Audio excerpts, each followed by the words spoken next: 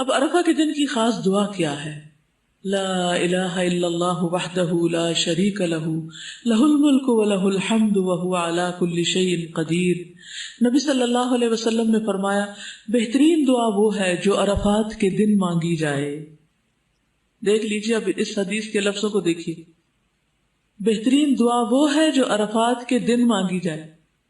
اب یہاں یہ نہیں کہا گیا کہ عرفات والے مانگیں، یا عرفہ کے دن ہم بھی مانگ سکتے ہیں۔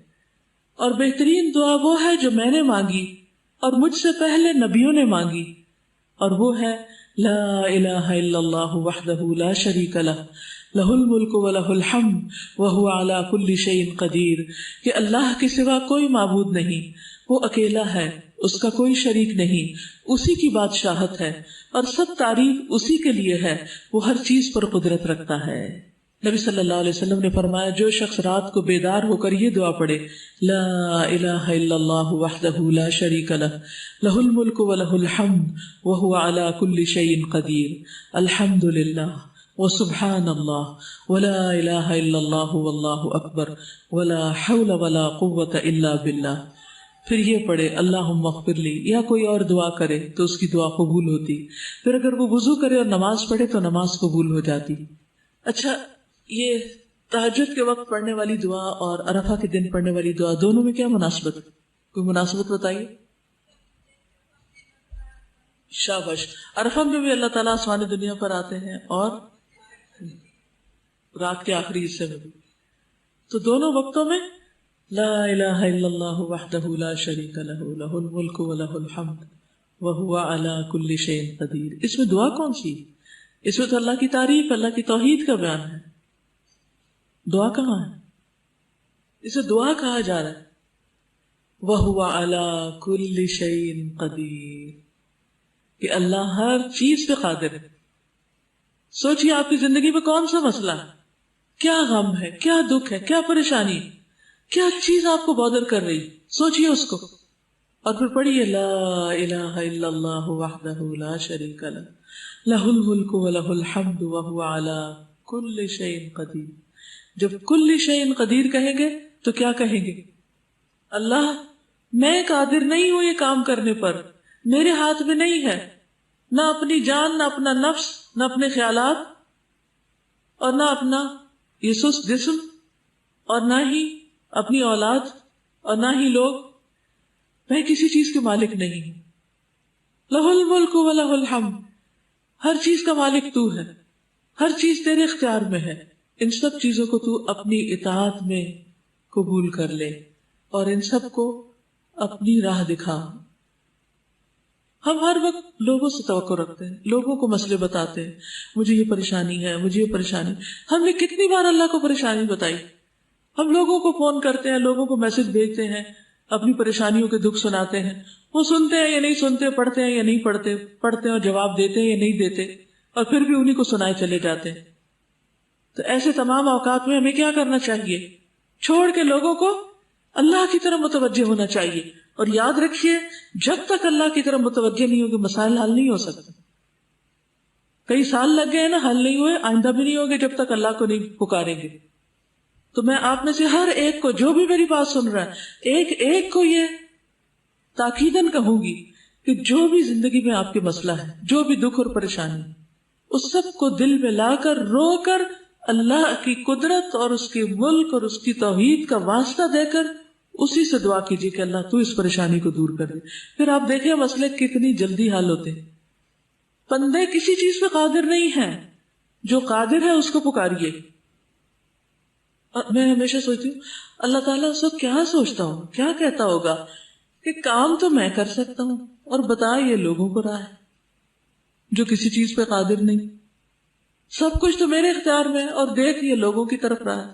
یہ تو ایسے ہی ہے نا جیسے ہمیں سخت پیاس لگی ہو اور جس شخص کے ہاتھ میں پانی کا گلاس ہو اس کو اگنور کر کے دوسروں کو کہیں پانی پلا دو، پانی پلا دو، جن کے ہاتھ میں پانی ہے ہی نہیں۔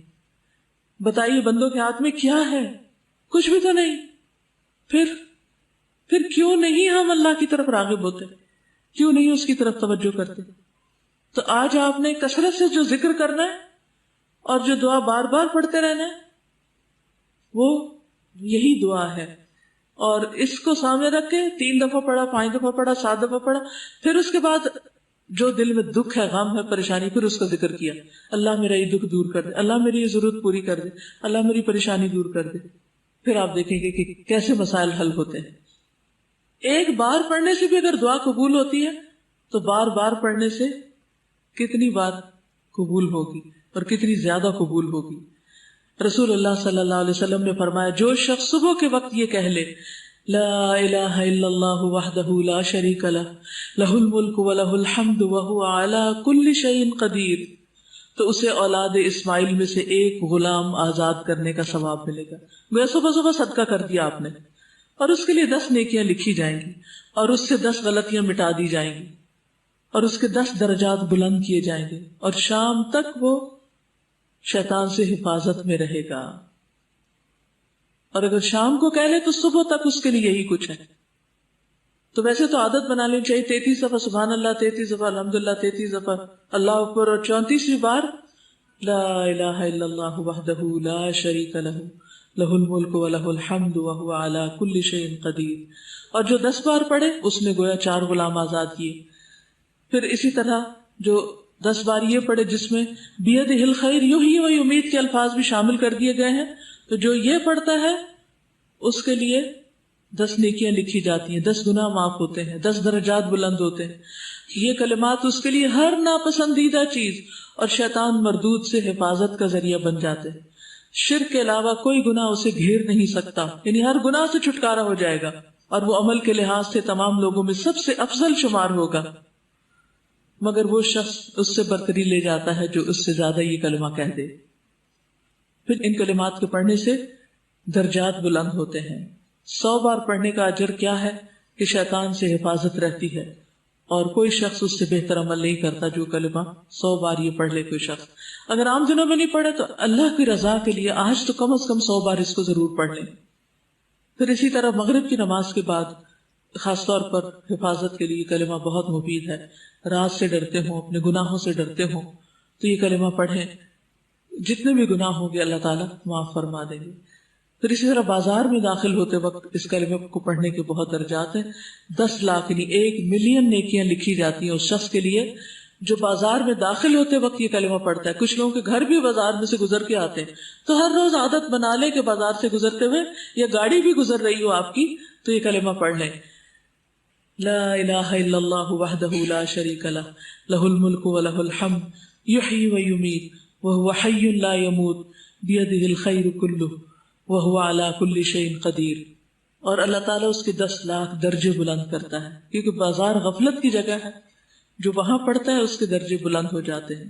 تو اس دعا کو پڑھنے کے لیے کون سے مواقع ہیں؟ صبح و شام، یا 1 بار، 10 بار، 100 بار، 200 بار، جتنا پڑھ سکیں. سوتے وقت 1 بار، رات کو آنکھ کھلنے پر 1 بار، بازار میں داخل ہوتے وقت 1 بار، ہر نماز کے بعد 3 بار، مغرب کی نماز کے بعد 10 بار، دوران سفر 1 بار، صفا مروہ چڑھتے وقت 3 بار اور عرفہ کے دن ان گنت بار.